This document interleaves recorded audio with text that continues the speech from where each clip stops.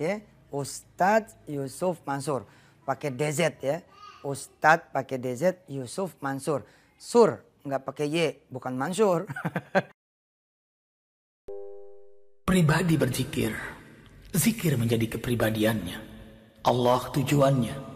Rasulullah SAW teladan dalam hidupnya. Kenapa harus siap? Karena yang kita inginkan belum tentu yang terbaik menurut Allah.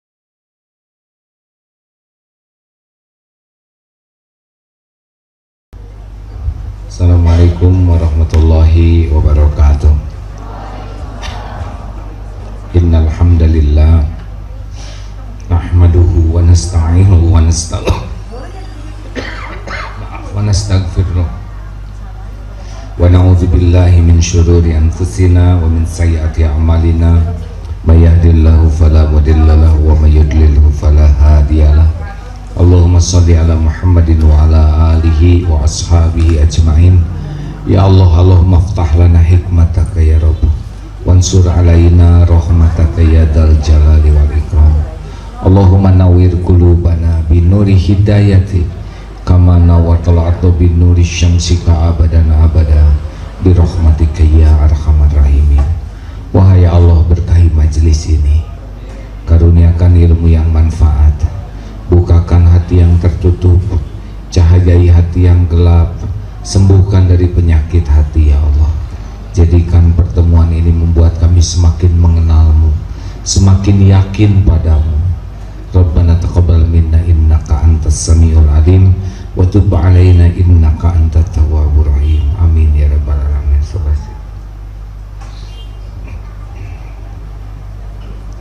Apakah Allah yang maha baik menyaksikan pertemuan ini?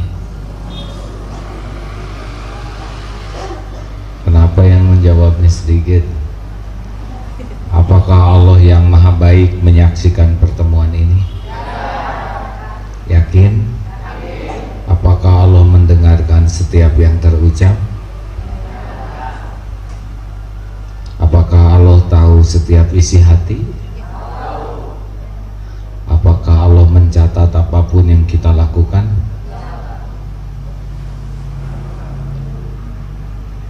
Pemotret? Hukum mendengar ilmu apa? Wajib. Hukum motret? Tidak jelas. Apalagi kalau sedang berdoa, jangan sekali-kali motret ya, karena satu, menganggap lebih remeh dari doa, doanya nanti kurang bagus, diremehkan. Yang memotretnya jadi kurang menghormati doa, dan yang berdoa jadi terganggu. Jangan ya, lah tidak begitu penting motret, nanti aja sekali-kali. Hadirin,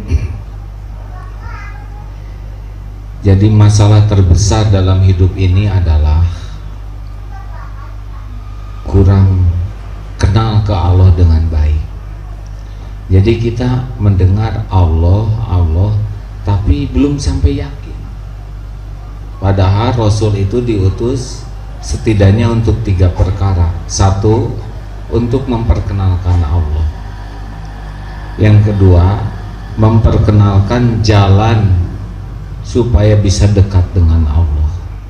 Dan yang ketiga, memperkenalkan konsekuensi, resikonya kalau dekat dengan Allah apa jadinya, kalau jauh dari Allah apa jadinya. Jadi kalau kita belajar agama,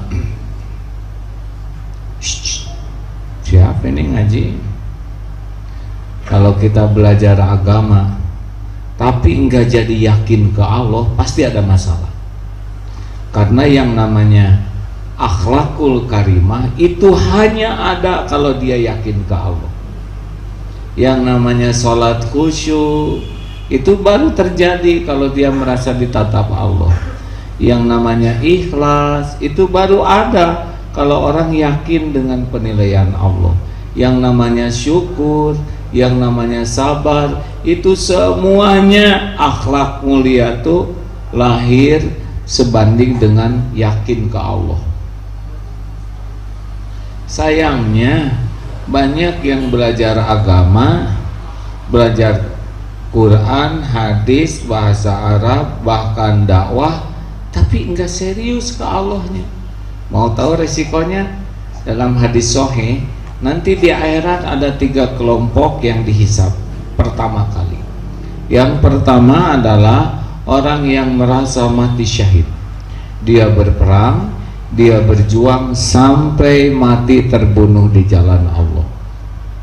Kemudian ketika dihisab di akhirat ditanya, sudah diperlihatkan karunia, apa yang kau lakukan? Ya Allah, saya berjuang di jalanmu karena engkau ya Allah. Artinya mulut nyebut karena Allah, tubuh berjuang sampai mati, dan Allah berfirman, dusta kamu, kadzabta, bohong, kamu berjuang bukan karena Allah, kamu berjuang karena ingin disebut pahlawan, ingin disebut pemberani.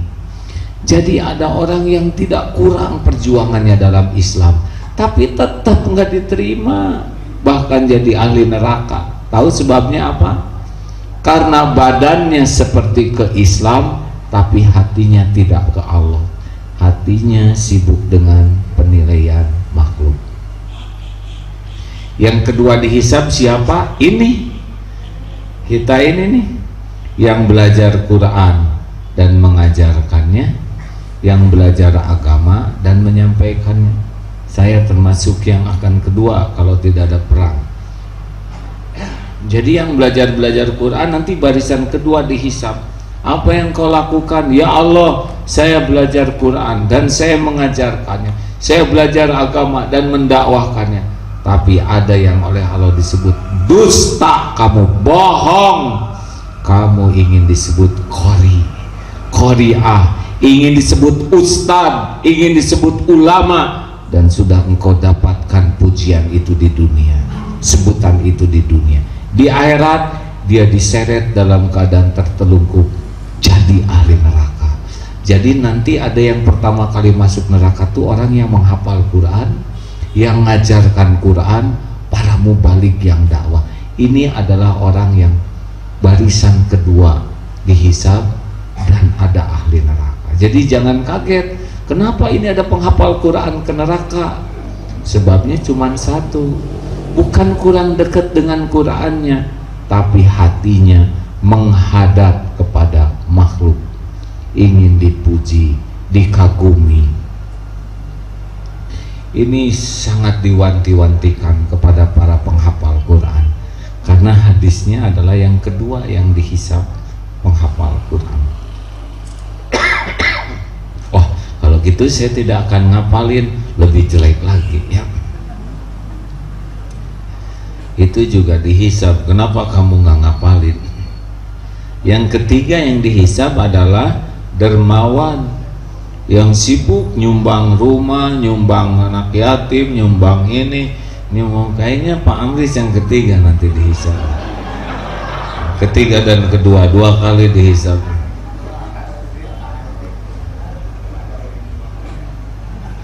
Ditanya, apa yang kau lakukan? Tidak ada satupun yang memerlukan kecuali saya cukupi. Saya lakukan karena engkau. Apa? Dusta kamu. Ini buat yang Allah tahu ya. Kamu nyumbang supaya dianggap dermawan, kamu nyumbang supaya dikagumi orang, dan sudah engkau dapatkan pujian itu di dunia. Di akhirat tidak dapat. Bukan tidak boleh berjuang, bukan tidak boleh ngapalin Quran, karena pahala orang yang syahid langsung. Masalahnya bukan di amalnya, masalahnya hatinya ngadep kemana. Ini yang paling menentukan diterima tidaknya amal kita. Ini hati ngadep kemana. Saya dari Bandung sedang kurang sehat, sini saya harus hati-hati nih meriksa hati saya. Jangan sampai udah capek, radang tenggorokan, sakit, enggak diterima oleh Allah, celaka saya, benar? Jadi yang harus ada dalam pikiran kita setiap saat bukan amalnya saja, tapi Diterimakah amal saya ini? Kayak sholat, itu sholat kita sering, tapi dalam pikiran kita tuh, diterimakah sholat saya ini? Sedekah, gimana caranya supaya sedekah saya diterima oleh Allah? Nolong orang, gimana caranya supaya diterima? Bukan hanya sah, tapi diterima. Sholat kan barusan sah ya. Ada yang nggak wudhu? Kalau nggak wudhu nggak sah. Saya kira semuanya dipenuhi rukun sholat, tapi apakah diterima? Belum tentu. Kenapa jadi mikir gini?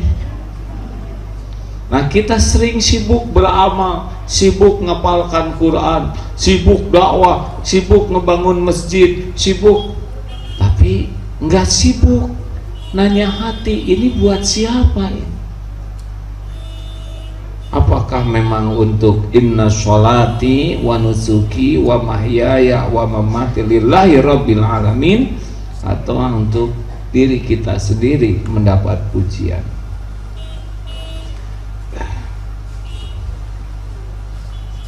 Halo? Kenapa jadi mikir gini? Nanti bebek Volker enggak dibawa ke akhirat nih. Mamris mau bawa bebek berapa ke kuburan nanti? Nggak dibawa.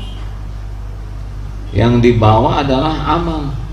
Apakah ngurus Mas bebek Volker ini jadi amal soleh? Yang dibawa amalnya. Ngurus anak ibu. Apakah sibuk ngurus anak jadi amal soleh? Ngaji, bukan jumlah pengajinya jadi amal enggak nih? Ngajar, dakwah. Dakwah bukan perkara pujian, imbalan, penghargaan, tapi perkara ini saya diterima enggak nih oleh Allah. Nah, syarat diterima itu adalah benar-benar wama umiru illa liya'budullaha mukhlishina lahuddin. Jadi harus ikhlas. Ini yang luar biasa harus kita pelajari, itu ilmu ikhlas. Aduh, ngapal Quran itu nggak gampang. Kalau ngapalnya mah lebih gampang daripada ngejaga hati. Kita lebih cepat dari orang ujub. Masa kamu gini-gini aja ngapal? Saya 10 kali baca udah hafal. Les, hilang pahalanya. Lihat teman lebih banyak, dengki, ngadap-ngadap dia lupa. Tahu-tahu dia lupa, yes, dengki. Fa innal hasad yakulul hasana kama takulun narul khataba. Habis pahala kita gara-gara dengki. Ini dia yang paling penting. Karena tidak semua penghafal Quran bisa jadi ahli surga. Sebabnya bukan hafalannya, tapi hatinya ngadep kemana. Mubalik ini penceramah, wah lebih jelek lagi nasibnya di akhirat. Yang cita-citanya ingin jadi mubalik kondang, yang cita-citanya ingin banyak umatnya, yang ingin terkenal. Pokoknya kalau diundang ke istana negara, potretnya dibesarkan. Kalau diundang ke musola Al-Ikhlas nggak dipotret. Kalau diundang ke Mabes, duduk dengan para jenderal, dibesarkan potretnya. Tapi dengan Hansip kurang besar potretnya. Ada kumpul dengan anak yatim, pas dia lagi nyumbang yang dipotret. Ya, wah, kalau nggak hati-hati, bukan Allah yang dicari dan Allah nggak terima. Jadi bukan sibuk amalnya saja yang sangat penting, adalah sibuk meluruskan hati kita. Setuju? Mau latihan ikhlas sama-sama. Ini ngomong gini berarti bukan saya udah jadi ya. Ikhlas ini sebuah perjuangan tiada akhir. Karena ria itu seperti semut hitam jalan di malam yang kelam, di atas batu yang legam, nggak kelihatan. Makanya Rasulullah selalu menganjurkan doa anti ria. Sudah tahu belum? Allahumma inna na'udzubika min an nusyrika bika syai'an na'lamu wa nastaghfiruka lima la na'lamu. Hafal ini belum? Nah, Pak Amris harus hafal ini ya, karena bahaya nanti bisa hilang pahalanya. Harus ini doa yang wajib. Ya Allah, kami berlindung kepadamu dari menyekutukanmu terhadap apa yang kami tahu, dan mohon ampunanmu terhadap apa yang kami tidak tahu. Bagaimana caranya latihan supaya ikhlas? Satu, latihan yang pertama. Oke, kenapa saya jadi lupa, kurang ikhlasnya? Sudah ada rumusnya hadirin. Yang pertama, latihannya kalau mau ikhlas jangan ingin diketahui orang amalan kita. Boleh diketahui, boleh, tapi kalau bisa diperbanyak amalan rahasia yang tidak diketahui orang. Seperti sholat barusan diketahui orang, gak apa-apa, tidak boleh masuk ke got ke sana sembunyi-sembunyi karena takut ketahuan, ini malah ngaco. Yang layak diketahui nggak ada masalah, tapi perbanyak yang tidak pengen diketahui orang. Tidak harus semuanya diketahui orang, ya, karena sekali kita pamer amal tuh susah. Ibu yang sudah pulang dari Mekah tidak usah tiap lihat gambar Ka'bah langsung nunjuk. Nah, saya kemarin sholat di sini nih, ya, padahal tidak ada yang nanya. Kalau ditanya, Pak sholat di mana? Di sini, boleh. Tapi nggak ada yang nanya tiap ada gambar Ka'bah, saya di sini nih, ya. Udah itu saya ke situ tuh, ya. Kata yang lain nggak nanya. Bukan hanya amal soleh, tapi hal-hal yang nggak perlu juga. Ini kucing lucu nih, bulunya panjang kayak singa. Saya udah pernah ke Singapura. Nah, ini juga nggak perlu. Masa dari kucing ke singa? Orang-orang yang ria tuh nggak kuat, pengen aja orang lain tahu, ya. Udahlah, kalau anak bintang kelas ya udah nggak apa-apa. Tidak harus nanya, ibu anaknya bintang kelas berapa? Anak saya ranking 3. Terus aja bu, pertahankan, ya, tingkatkan. Anak saya ranking 1 gitu. Nah, biasanya nanya tuh untuk mengeluarkan. Sebetulnya dia nggak begitu peduli dengan ranking orang anak lain, ranking anak orang lain, tapi dia perlu nanya ada jalan supaya dia bisa pamer. Pada waktu saya umroh ke-5 kalinya, ya, nah, kenapa 5 disebut? Pada 5-5-nya nggak diterima oleh Allah. Maaf ya ibu, saya nyumbangnya cuma 2 juta. Habiskan saya kalau nyumbang kemana-mana. Kenapa disebut mana-mana? Kenapa disebut mana-mana? Makin ingin diketahui Allah, makin ingin diketahui orang, berarti dia tidak puas dengan diketahui cukup oleh Allah. Dah, boleh cerita kebaikan, boleh. At-tahadus bin ni'mah, menceritakan nikmat itu bagian dari syukur. Bedanya apa? Bedanya kalau syukur itu ingin Allah yang dipuji, kalau ria itu ingin dia yang dipuji. Contohnya gini, Ustadz boleh saya nanya tentang tahajud? Silakan. Gimana Ustadz kalau sholat tahajud itu lebih panjang bacaannya sehingga jumlah rakaatnya jadi sedikit? Oh bagus, Rasulullah juga tidak mementingkan banyak rakaat sebetulnya. Rasulullah mementingkan khusyuk. Ustadz boleh nanya gini Ustadz, saya tuh dalam 3 tahun terakhir ini kan tahajud ya tiap malam. Jadi entah gimana lah saya tuh kalau nggak tahajud tuh rasanya hati saya tuh nggak enak. Dan tahajud itu menjadi sebuah kebutuhan bagi saya. Dalam tahajud itu gini Ustadz ya, habiskan saya tahajudnya mulai jam 3 ya. Ini teh mau nanya mau pengumuman.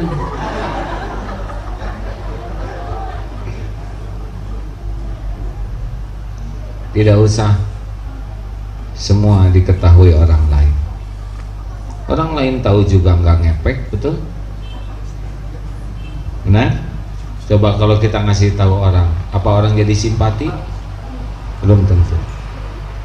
Asal tahu aja ya, orang lain tuh sebetulnya nggak tertarik cerita kita yang tidak menguntungkan dia. Begini ya, pada waktu ayah saya meninggalkan warisan 5 rumah, 3 villa, mobil 8, berikut deposito 200 miliar dan emas 50 kg. Itu nggak ada yang tertarik, dan nggak dibagiin ya, kecuali saya akan cerita warisan dari ayah saya dan akan saya bagikan ke jamaah. Nah, itu menarik. Tapi kalau hanya cerita warisan, cerita harta, cerita kedudukan, dan orang nggak ada manfaatnya, dia nggak tertarik. Udah lah, nggak usah segala diomongin ya. 2, jangan ingin dilihat orang. Ada orang, nggak ada orang, kalau beda ciri-ciri kita nggak ikhlas. Datang orang, Bismillahirrahmanirrahim, Yasin, pergi orangnya, wal Qur'anil Hakim, innahu laminal mursalin ala siratim mustaqim. Jadi itu bagus buat siapa?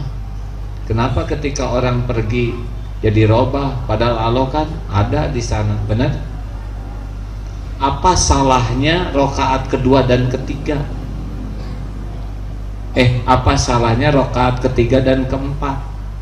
Kenapa kalau ngimamin rokaat ke-1 dan rokaat kedua enak? Bismillahirrahmanirrahim, Alhamdulillahirabbil alamin, enak.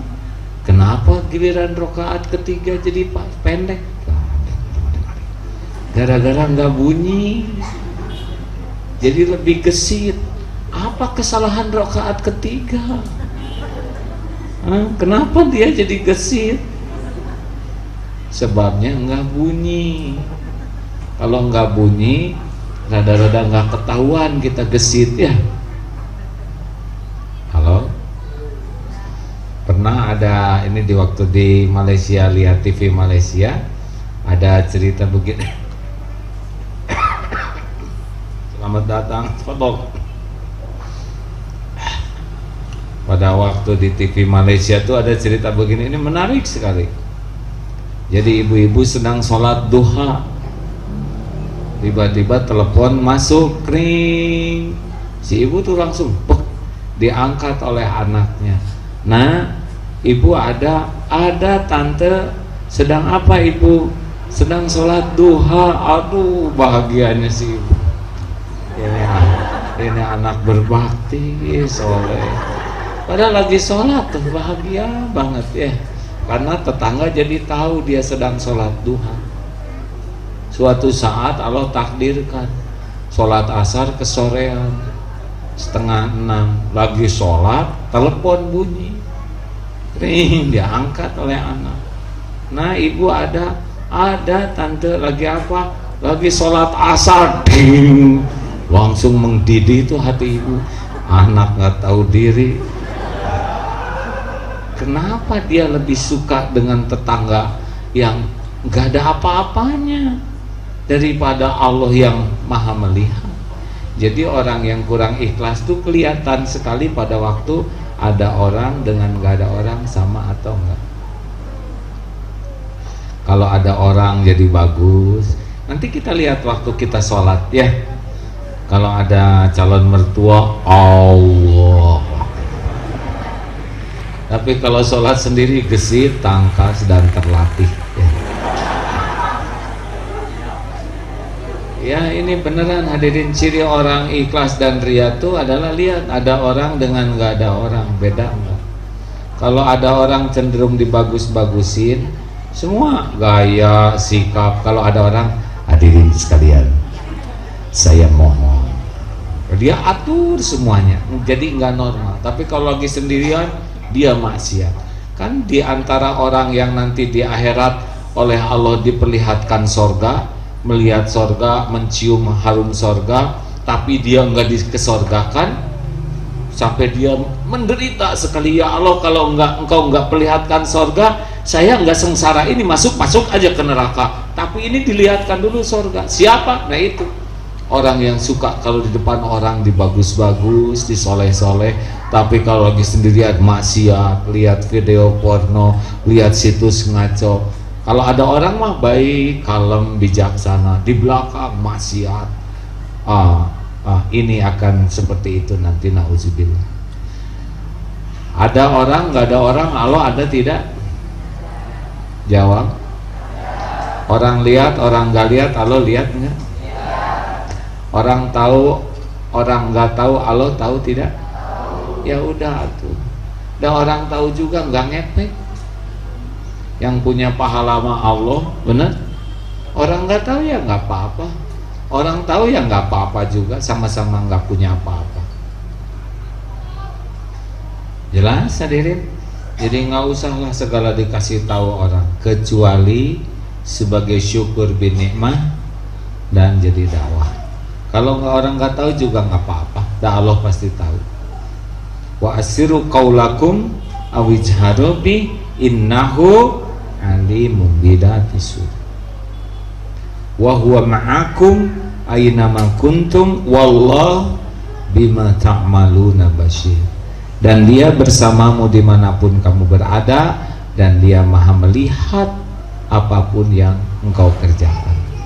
Jadi orang-orang, nah kayak duduk gini ya, orang-orang yang sudah makomnya bagus, itu dia lebih sibuk dengan merasa dilihat Allah daripada dilihat orang. Dilihat orang gak ada apa-apanya, dilihat Allah ada apa-apanya. Dipuji orang sampai dower juga nggak ngepek, ada yang punya apa-apa hanya satu apa, latihan ikhlas, jangan ingin diketahui. Yang diketahui nggak apa-apa, tapi tidak harus semua ingin diketahui. Dua, jangan ingin dilihat orang. Yang dilihat ya nggak apa-apa, tapi tidak harus semua perbuatan kita dilihat. Yang ketiga, jangan ingin dipuji. Apa sih puji? Puji, caci, ember jatuh sama. Hanya getaran udara yang merambat ke telinga, terus kita gembira atau sedih, padahal nggak ada apa-apanya. Coba kalau dipuji, ibu cakep, jadi cakep nggak? Hah? Jawab, tetap segitu-gitunya. Ibu awet muda, jadi awet nggak? Enggak, tetap segitu-gitunya. Tapi ada dasar nafsu. Aduh, Pak Amri semakin lama makin muda. Mustahil. Masa mundur kita ya? Kita mah bekal tua, nggak apa-apa. Ada orang yang takut tua, takut keriput, pasti sibuk dengan penilaian orang. Benar? Gak apa-apa tua, keriput, ubanan, ya gak apa-apa, itu dinikmati jadi tua tuh, ya Pak. Nggak usah kita repot-repot tiap ada uban cabut, kok rambut saya jadi nggak ada, berarti habis dicabutin. Ibu maaf Bu, jangan takut jadi tua ya. Waktu gimana kalau saya jadi tua, suami saya gimana? Ya jadi tua juga ya. Dinikmati. Hadirin, takdir Allah, saya sudah pernah mengalami episode dipuji rame-rame, udah gitu Allah ngasih kesempatan takdir dicaci rame-rame se-Indonesia, udah. Nih saya jujur ya, berusaha jujur. Allah maha mendengar ucapan ini. Demi Allah, ini saya sumpah nih ya, demi Allah, dipuji, dikagumi, dihormati. Kalau iman tidak siap, jauh lebih bahaya dibanding dicaci.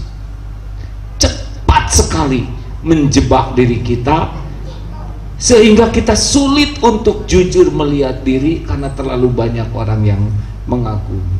Jadi kita termakan oleh penilaian orang sehingga tidak bisa jujur terhadap apa yang Allah tahu tentang diri kita. Makanya dekat dengan munafik, orang yang hanyut dalam pujian, penghargaan, penghormatan, kekaguman, karena nafsu suka. Nafsu suka. Makanya orang-orang yang biasa dipuji itu lebih mudah tersinggung, lebih mudah sakit hati. Yang pengen dipuji juga sama. Siapa wanita yang paling mudah terluka hatinya? Yang paling pengen dipuji suaminya. Udah dandan stakar kebab, nanya lagi, "Mas, bagaimana penampilan saya?" Aduh, suami kan bingung harus ngomong apa ya Pak. Ngomong cakep, nggak begitu ya. Ngomong jelek, nggak tega. Akibatnya gimana solusinya? Ya udahlah Bu, ibu tuh kayak kesemek. Waduh, jadi sakit. Hadirin, ada ibu-ibu di rumahnya tuh rapi, bersih, rajin sekali, sampai tetangga tuh nanya, ibu tuh kok rapi terus di rumah, kata tetangganya. Padahal kan suaminya tunanetra. Memang suami saya nggak pernah lihat saya dandan, nggak pernah lihat saya rapi, lihat saya ngerapiin rumah. Tapi kan Allah selalu melihat saya. Tuhan saya tuh Allah, bukan suami. Suami itu adalah ladang amal bagi saya. Yang ngejamin rezeki saya itu Allah, bukan suami. Yang ngebagikan pahala itu Allah, bukan suami. Yang punya sorga juga Allah. Ngapain saya melakukan sesuatu demi dinilai suami, sedang suami saya sama-sama nggak punya apa-apa. Enak dengarnya. Itulah orang-orang yang ikhlas, mah nggak pusing. Orang mau lihat, mau nggak lihat, mau muji, mau nyaji, monggo, nggak ada apa-apanya. Coba, monyet kamu, jadi monyet tidak? Enggak tuh. Kenapa marah disebut monyet ya? Dia nyebut monyet mungkin karena kita mirip ya. Dia nyebut monyet karena dia belum tahu monyet. Tinggal kita kan, monyet lu, bukan manusia, Assalamualaikum. Tapi yang merasa mirip kan tersinggung. Monyet tuh anjing. Oh, jadi jelek kata-kata. Tapi ya, kalau ingat perjalanan hidup boleh cerita ya. Saya pada waktu diuji dengan dipuji, dihormati, jauh lebih berat. Karena itu enak sih ya, nafsu suka. Tapi ketika dicaci, dihina, dipermalukan, itu lebih mudah untuk membuat jujur diri. Jadi kalau ada yang ngajak, ayo dong kembali seperti dulu. Mau ngapain? Saya udah nyobain dan gak enak. Bahaya bagi saya, bagi keluarga, bagi anak-anak, bagi pesantren. Gak penting terkenal tuh, tidak penting sama sekali. Ada guru saya tuh, malah santrinya juga satu tengkurap, diajarin betul. Saya sampai nanya, Yai, gak mau bazir ini ngajarin santri satu? Santri 1000 Allah yang menilai, santri satu juga Allah yang menilai. Memang nyari penilaian siapa? Dan kita tidak tahu yang satu ini nanti jadi apa takdir. Udah, kita mah mau 100.000 orang yang dengar, Allah yang menilai. 1000 orang, 1 orang juga Allah yang menilai. Benar? Jadi kalau ceramah di Istiqlal, wah semangat karena banyak orang. Ceramah di Bebek Volker misalkan kurang semangat, berarti nyari siapaan? Mau di TV nyari bebek, mau di TV, mau ke kampung, sama Allah yang menilai. Benar? Kalau kita bangga dengan banyak orang, malu dengan sedikit orang. Kalau diundang oleh menteri, oleh jenderal, kita bangga dan pengen orang lain tahu. Kenapa? Apa nggak puas cukup Allah yang tahu kan? Itu harus diperiksa tuh. Akan hadir ke sini Presiden Prabowo Jokowi, ya supaya adil. Jokowa misalnya, Jokopra, wow, happy. Tapi ketika datang ke sini misalkan sama dihormatinya, memuliakan walaupun orang itu biasa. Kenapa sama aja? Ya dah, kita menerima tamu bukan karena pangkat jabatan, karena suruh memuliakan tamu aja oleh Allah. Ya. Halo? Jujur bagus tidak? Bagus, tapi jujur juga belum tentu diterima. Ada yang jujur supaya barangnya laku, supaya terkenal sebagai pedagang jujur. Ada yang jujur supaya karirnya bagus. Ada yang jujur lillahi ta'ala. Pak, Bapak, Bapak itikaf, Ibu nggak percaya, mau kemana Pak? Itikaf. Wah, Jumatan juga jarang, nggak percaya. Insya Allah saya beneran Bu. Pulang ke rumah ditanya, dari mana Pak? Itikaf. Gak percaya, gak ada sejarahnya. Kalau Bapak marah berarti memang gak benar tuh itikaf. Kalau Bapak, saya itikaf Bu beneran, gak percaya Pak, ya gak apa-apa Bu. Ibu mau percaya mau enggak, itu mah urusan Ibu. Urusan saya mah ngomong apa adanya. Saya semalam itikaf, Allah saksinya. Dan kalau saya jujur ini bukan supaya Ibu percaya, nggak apa-apa, nggak percaya juga sok aja, itu mah urusan Ibu. Urusan saya mah ngomong bener. Tapi saya mah nggak suka lihat kayak Bapak kayak gitu, mau marah mau baik itu juga urusan Ibu. Urusan saya mah nggak ngebohong. Tidak, ya nggak apa-apa, sok aja. Dan kita mah nanti di akhirat juga masing-masing Bu. Saya akan mikul timbangan saya, Ibu akan mikul timbangan Ibu. Saya bohong, saya jujur, saya akan mikul. Makanya kalau saya jujur bukan supaya saya dipercaya, enggak, mau percaya mau enggak, mama enggak weh. Dan Rasulullah juga jujur, tetap ada yang enggak percaya. Benar? Halo? Enak tidak begitu? Kayak di sini nih ya, melayani tamu. Kalau mau baik ya baik aja. Bukan supaya tamunya terpesona kepada pelayanan terus ngajak yang lain supaya kesini, itu mah baik, namanya baik bebek ya.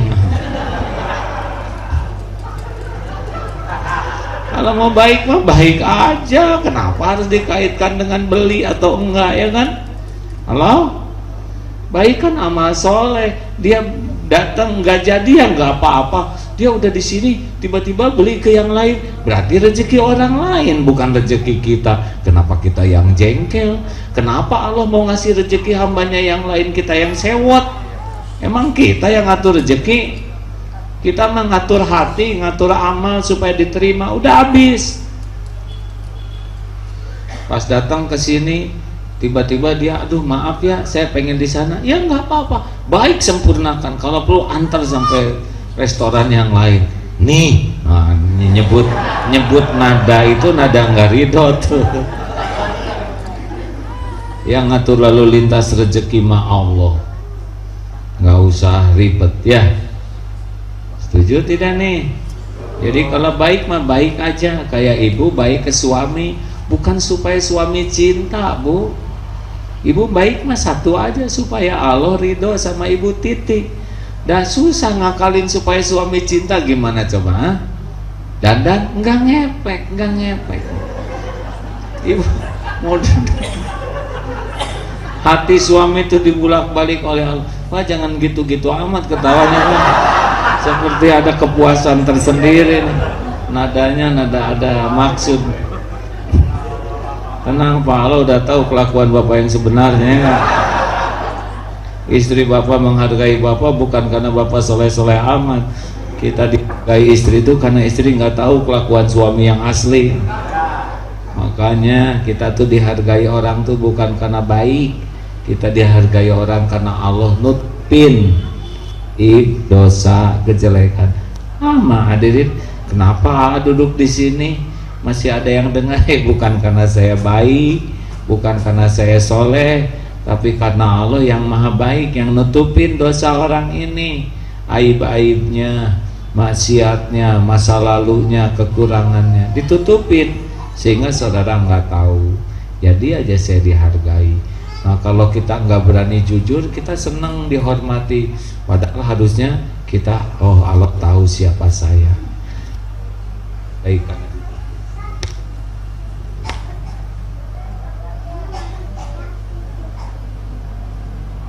Tes, ini treble-nya kurang kedua.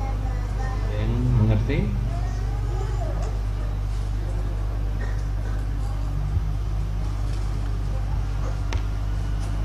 Ini treble-nya dibesarkan kan, Om.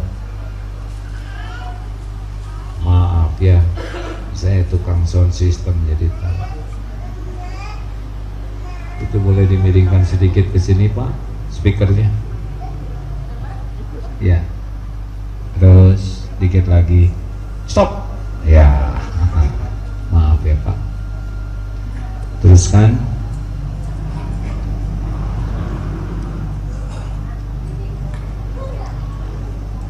Yang keberapa sekarang? Boleh dibesarkan sedikit kan? Yang ke berapa? Jangan ingin dihargai. Ini ningkat ya. Dipuji dengan dihargai, diperlakukan spesial. Diperlakukan spesial itu lebih enak daripada dipuji. Kenapa orang ngidam sekali punya pangkat, jabatan? Nggak apa-apa, nggak apa-apa. Anak kecil biasa, ya. Itu juga Allah yang menggerakkan, ya. Pokoknya kalau anak kecil nangis, ingat aja, pasti ada saatnya berhenti, ya kan? Karena mustahil nangis seumur hidup.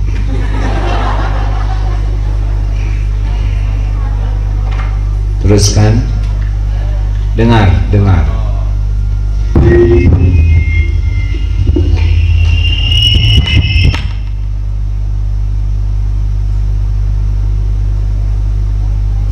Gak apa-apa, terima kasih.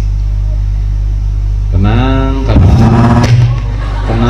kalau ada masalah tuh ya, jangan mudah panik. Dah tenang, teruskan.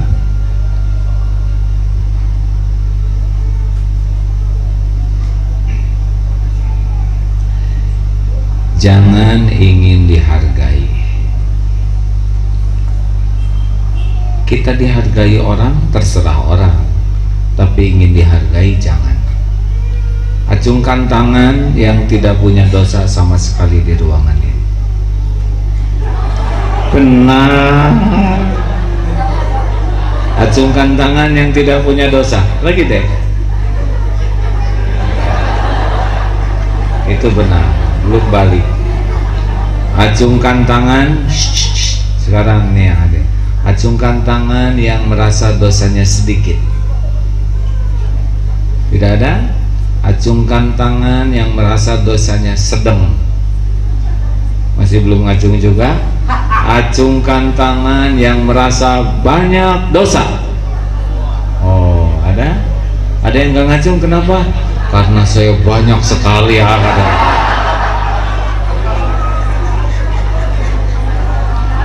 Ibu banyak dosa? Ibu banyak dosa? Kalau tiap dosa ibu per dosa ngeluarin satu dosa satu bau, kira-kira bau apa ibu? Bau luar biasa, benar? Kira-kira suami mau deket dengan ibu enggak? Jawab, enggak akan mau. Udah ditalak bu, bau luar biasa gitu mana mau ya. Kira-kira anak mau dipangku oleh ibu? Tidak. Kira-kira teman ada yang mau duduk sebelahan seperti ini? Enggak, ibu terkucil. Ibu tidak ada yang mau dekat.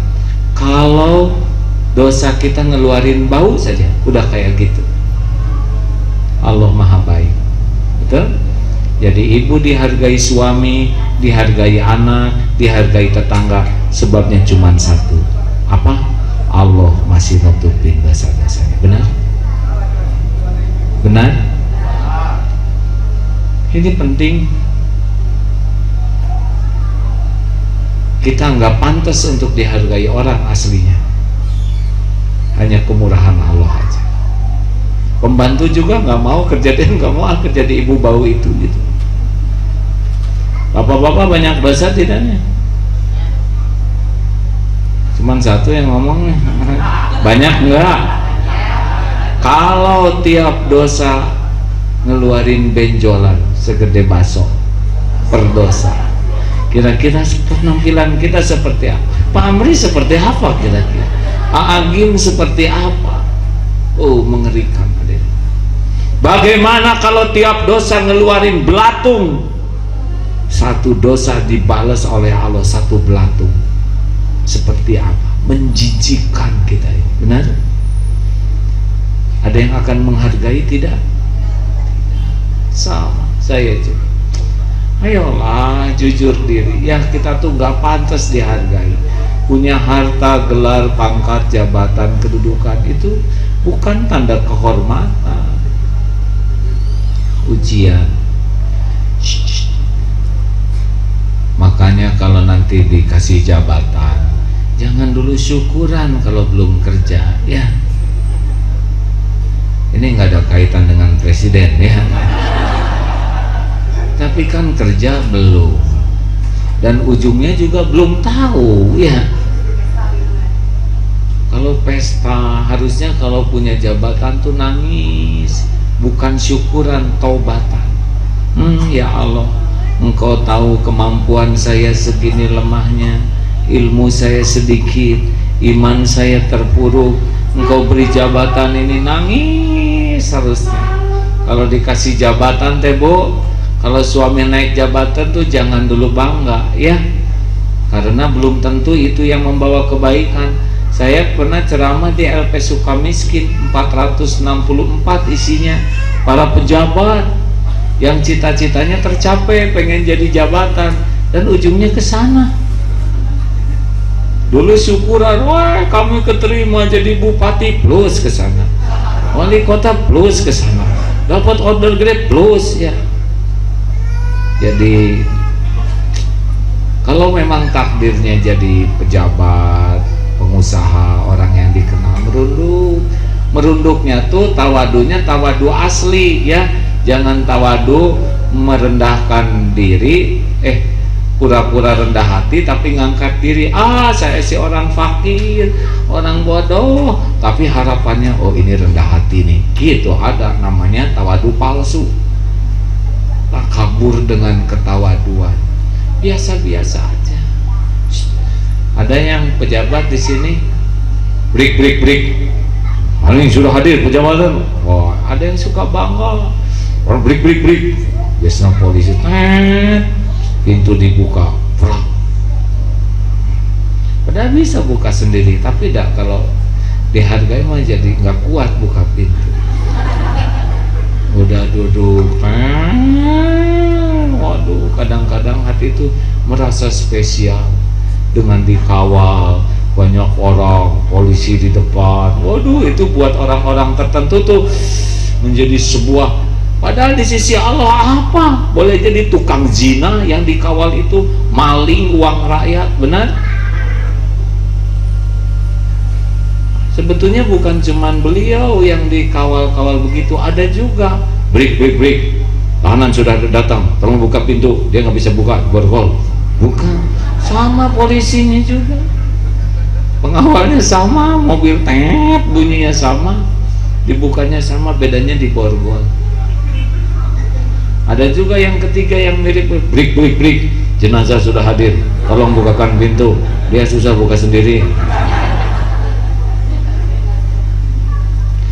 Jadi kalau kita pas diuji, dihormati orang salam, tiba-tiba nyium tangan kita misal, ingat dosa tangan ini. Al-yauma nakhtimu ala afwahihim wa tukallimuna aydihim wa tashhadu arjuluhum bima kanu yaksibun. Ini tangan megang apa aja, nyentuh siapa aja, nge-SMS ke siapa saja, ngebuka situs apa aja, dia akan bicara nanti.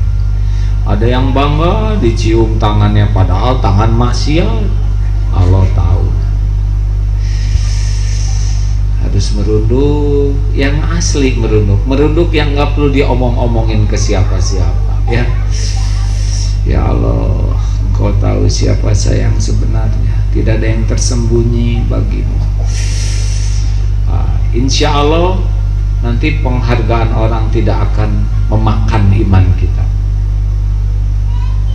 Hadirin sekalian, telah hadir bersama kita Al-Mukarram Kiai Haji. Diam.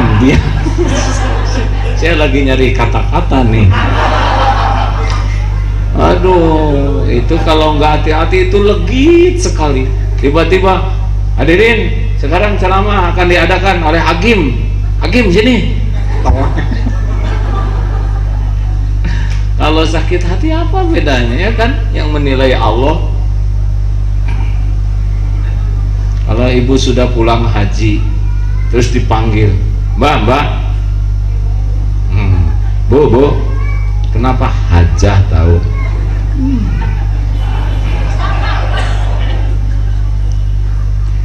Terakhir, jangan suka pengen diperlakukan spesial, ya. Apa-apa, kita nggak harus selalu di tengah. Saudara pimpinan dipotret paling pinggir, ya nggak apa-apa. Dan di sisi Allah nggak akan tertukar pahalanya, benar? Hanya karena, wah ini pemilih harus kursi paling depan dalam undangan, dia tidak dapat perlakuan spesial, ya nggak apa-apa. Nggak diperlakukan spesial oleh orang, nggak apa-apa. Yang penting kita spesial di sisi Allah, betul? Para kekasih Allah kan orang yang spesial. Ya Bu, Ibu, Bu, kalau suami kurang menghargai nggak apa-apa, nggak apa-apa, nggak apa. Ibu teh kalau makin ingin dihargai suami, makin ingin dipuji, makin ingin diperlakukan spesial, ibu makin nggak bahagia. Makin hati ini berharap dari makhluk, makin capek. Saya belajar nggak berharap apapun dari istri-istri saya. Nah, terpaksa disebut 2 kali, udah ada 2 ya. Saya nggak bisa dari istri kan, kalau kan dari istri-istri dah. Pokoknya tugas saya sebagai suami, ku anfusakum wa ahlikum naro. Jadi contoh yang baik, sekuat tenaga, perbaiki diri dan lakukan yang terbaik. Didik keluarga supaya ingat semuanya harus targetnya pulang ke surga. Udah gitu bantu supaya berubah, udah itu sudah semuanya nanti masing-masing di akhirat, benar? Bu, Ibu, jangan terlalu berharap dari suami, ya. Kalau ibu sudah hatinya dipenuhi oleh suami, namanya mengilahkan suami, tidak akan bahagia. Kalem we. Ada yang udah meninggal suaminya belum di sini? Cung. Ada yang sudah wafat suaminya ada? Belum ya? Biasanya pengajian ada aja. Ada ibu-ibu, ibu suami sudah udah berapa lama? Udah 32 tahun. Sekarang ibu masih hidup? Masih berteduh? Masih makan? Masih. Berarti suami ibu bukan pemberi rezeki? Benar, bukan. Kalau suaminya pemberi rezeki, ibu ikut mati, benar? Suami itu pemakan rezeki. Terakhir, satu, tapi apa? Jangan ingin diketahui. 2, jangan pengen dilihat. 3, jangan pengen dipuji. 4, jadi kita udah berbuat, udah nggak apa-apa. Rezeki kita berbuat. Kamu jadi istri nggak ada gunanya, udah diamin aja. Ya Allah udah tahu, ya nggak mungkin nggak ada gunanya, betul tidak? Kata istri, suami apa kamu, gaji cuman sedikit, orang lain banyak duitnya, nggak ada apa-apanya. Tenang aja Pak, dan Bapak capek mah Allah yang menilai, ya. Kalau istri yang menilai ya kayak gitu, ya. Terakhir, jangan ingin dibalas budi. Rumusnya ikhlas tuh lakukan, lupakan, lakukan, lupakan, lakukan, lakukan, lupakan, lakukan. Kalau kita lupakan, Allah ingat nggak? Kira-kira pahalanya tertukar tidak? Balasan dari Allah meleset tidak? Kira-kira Allah bakal lupa nggak kepada amal kita? Udah, itu aja yang dipegang. Kita nggak diingat-ingat oleh orang, gak apa-apa, gak ada urusan sama ingatan orang, ya. Kita ngebangun masjid, nama kita nggak disebut di sana, nggak apa-apa. Allah udah tahu kok. Enak hadirin. Yang paling hidup capek itu ngarep-ngarep dibalas budi. Berterima kasih harus, tapi ngarep-ngarep orang berterima kasih nggak harus. Fokus aja, lakukan amal supaya Allah nerima, cukup. Seperti itu tuh, kasih gimana tuh, hanya memberi, tak harap kembali.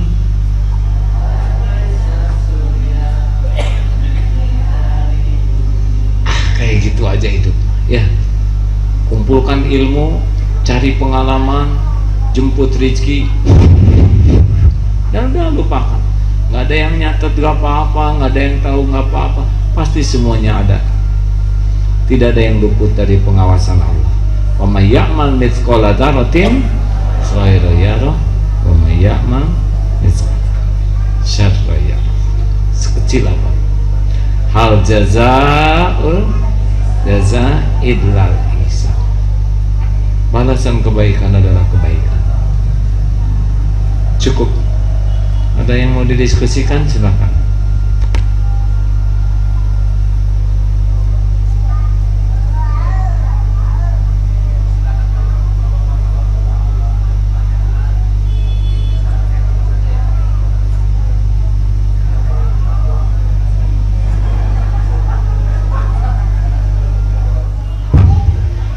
Biasanya yang banyak masalah itu bapak-bapak, apalagi enggak ya, silakan. Barangkali ada yang ingin didiskusikan dengan AA, insya Allah kita ingin memaksimalkan. Kalau nggak ada yang akan dibahas, udah nggak apa-apa, nggak usah dipaksain, ya.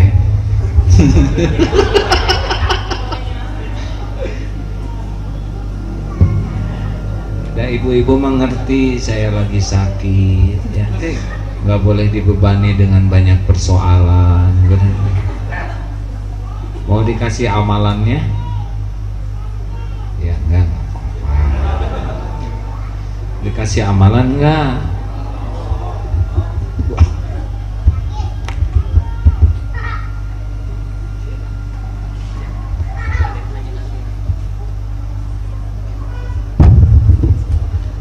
Terima kasih.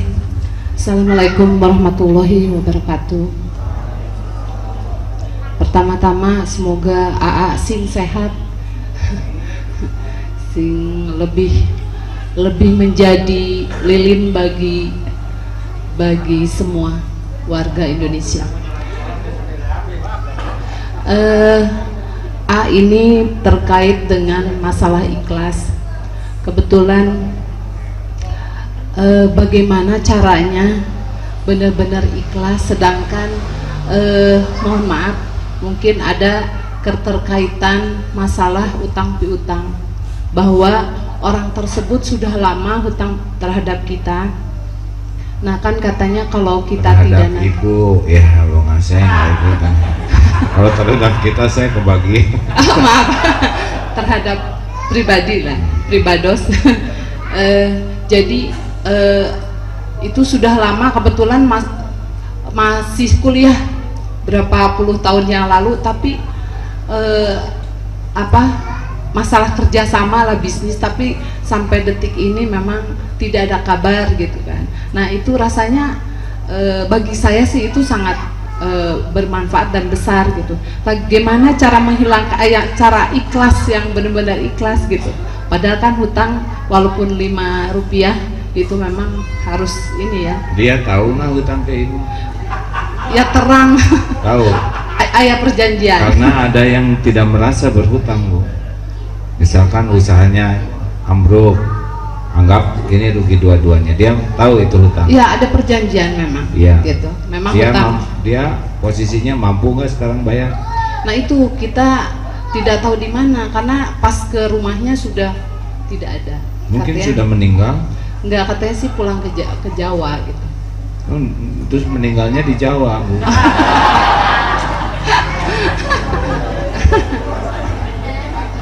Bu, kepikiran terus, sering kepikir. Iya kebetulan Kalau kan kepikir kalau suatu saat memang kita perlu betul. Kalau kepikir terus jadi gimana? Jadi bahagia, jadi jengkel. Justru gimana caranya supaya ikhlas itu. Caranya diikhlaskan oleh ibu halal. Tidak ada lagi hutang di antara kita. Tuh udah ibu mama lah ngambek. Sekarang jadi ngambek ke saya. Ya udah tuh dipikirin. Bu, coba orangnya nggak ada, nggak ketahuan, betul tidak? Dipikirin nggak jadi uang, kalau jadi mangkal, benar nggak? Ini halal. Dan kita juga nggak pernah lihat uangnya.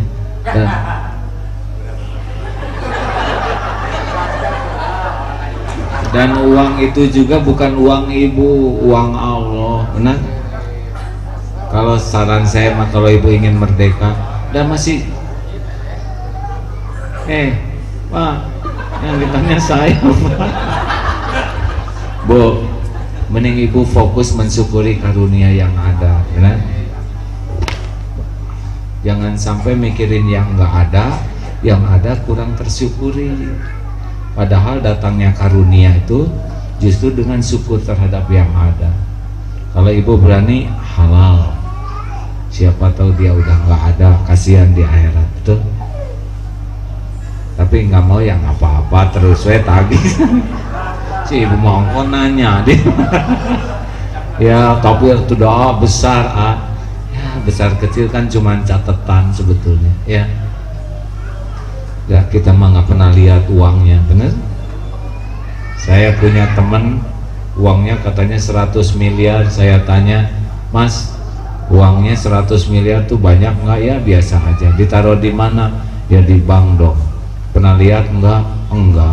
Pernah megang? Enggak. Terus jadi gimana? Kan ada catatan. Catatan mah kita juga bisa bikin ya. Mau saya bikinin. Makannya sedikit karena penyakit gula, Bu. Makannya tuh dikit aja di alas. Dia nggak bisa makan bebek, nggak bisa karena kolesterol tinggi. Dia juga nggak bisa makan sayur-sayuran duren karena asam urat. Jadi uang ratusan miliar, tidurnya juga susah, Bu, karena maaf ya, borok akibat penyakit gulanya tuh nggak sembuh. Gitu, nggak ada apa-apanya uang, ya nggak?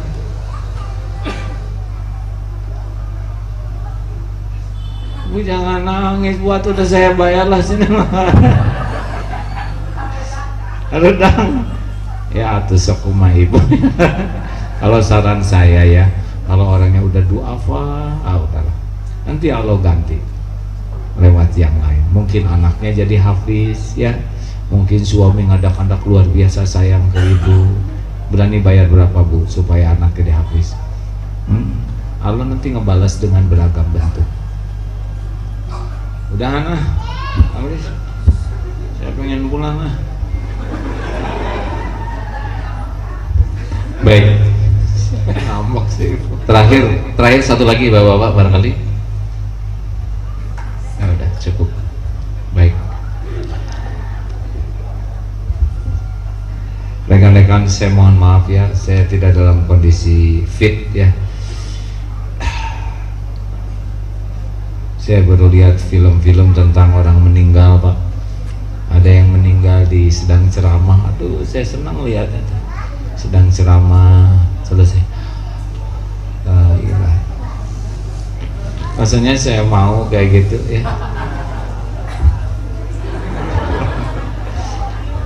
Bagus, saya lihat juga ada CCTV yang sedang sholat di sebuah musola, ada kamera kecil. Alhamdulillah, silakan Pak. Saya jadi nggak tega berhenti hadir.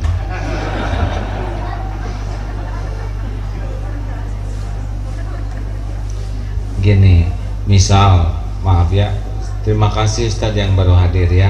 Dengerin, mungkin hanya kebagian doanya, tapi Allah mencatat niatnya sempurna, mencatat setiap langkahnya sempurna.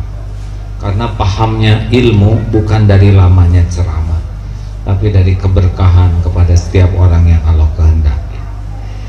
Ada sahabat Nabi yang sampai 9 hari naik kuda untuk nanya, ya Rasul, apa ciri-ciri orang yang dicintai Allah?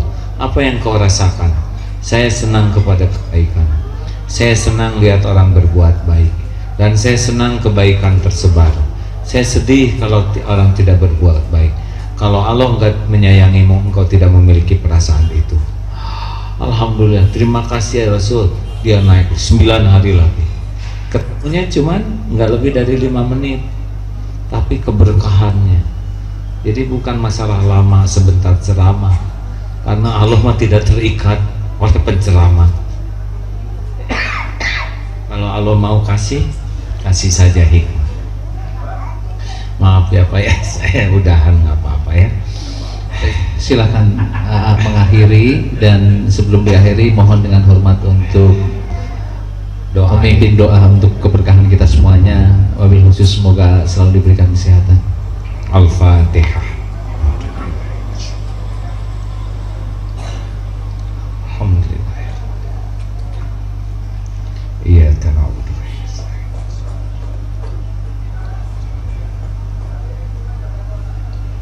Allahumma salli wa sallim wa barik ala sayyidina wa maulana Muhammad wa ala alihi wa ashabihi ajma'in. Ya Allah, ya Sami, ya Bashir, ya Syahid, ya Hayyu ya Qayyum, bi rahmatika nastaghits. Ya Allah, Rabbana taqabbal minna, innaka antas samiul alim, innaka antat tawwabur rahim. Ya Karim, Rabbana zalamna anfusana wa illam taghfir lana wa tarhamna lanakunanna minal khasirin. Duha yang maha menatap, Duha yang maha tahu segala-galanya, ampuni kami ya Allah. Ampuni sebusuk apapun kehidupan yang pernah kami jalani. Ampuni ya Allah sekotor apapun masa lalu kami, sehitam apapun maksiat dan kegelapan yang pernah kami lalui.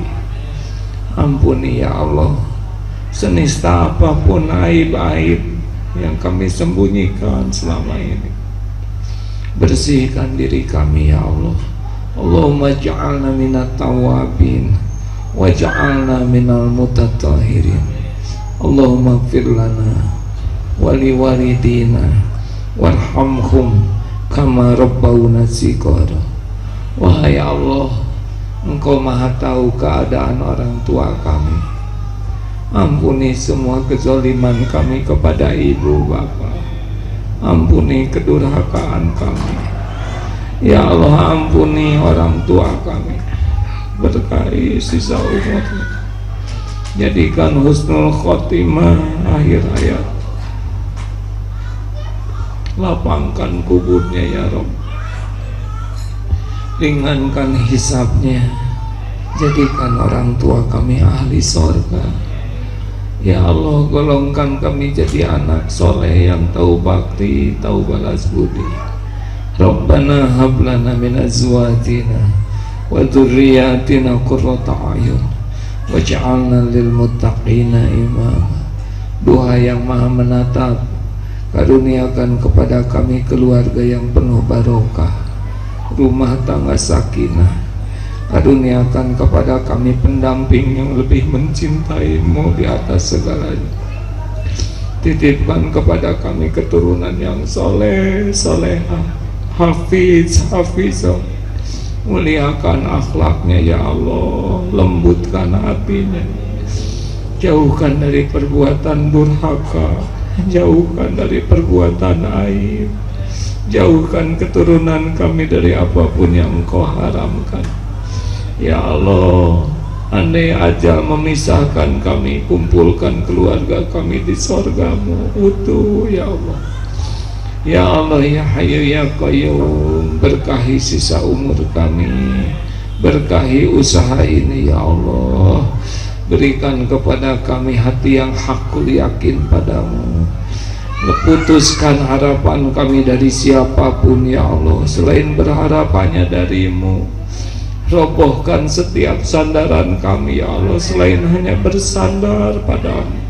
Cabut rasa takut kami terhadap apapun siapapun, selain takut tersisih dari sisimu ya Allah. Takut Engkau tidak merindukan kami ya Allah. Jadikan setiap saat hati ini selalu ingat padamu. Jadikan hidup ini benar-benar selalu lurus, istiqomah di jalanmu sampai akhir hayat husnul khotimah. Allahumma rzuqna istiqomah. Rabbana la tuzigh qulubana ba'da idh hadaitana wa hab lana min ladunka rahmah innaka antal wahhab. Allahumma inna nas'aluka husnal khatimah wa na'udzubika min su'il khatimah. Allahumma inna na'udzubika min an nusyrika bika syai'an na'lamu wa nastaghfiruka lima la na'lamu. Rabbana atina fid dunya hasanah wa fil akhirati hasanah wa qina azabannar. Subhana rabbika rabbil izzati amma yasifun wa salamun alal mursalin. Allah Maha dekat, Allah Maha menatap, Allah Maha tahu. Jangan kebanyakan mikir yang membuat lupa ke Allah. Mikir apapun selalu kaitkan ke Allah, karena tidak ada yang bisa selesai tanpa pertolongan Allah. Semua keinginan kita ada dalam kekuasaan Allah. Semua yang kita takuti ada dalam genggaman Allah. Orang yang jarang ingat Allah pasti tidak tenang hidupnya. Mikir dan selalu zikir. Mudah-mudahan hidup ini dituntun Allah. Terima kasih Pak Amris. Adik-adik selamat berjuang, jaga niat ya. Menjadi penghafal Quran karunia besar, tapi ujiannya juga besar. Hanya penghafal Quran yang hatinya bersih yang nanti akan bisa membawakan mahkota cahaya bagi orang tuanya. Sing istiqomah menjaga kebersihan hati. Terima kasih seluruhnya. Mohon maaf. Assalamualaikum warahmatullahi wabarakatuh. Waalaikumsalam warahmatullahi wabarakatuh.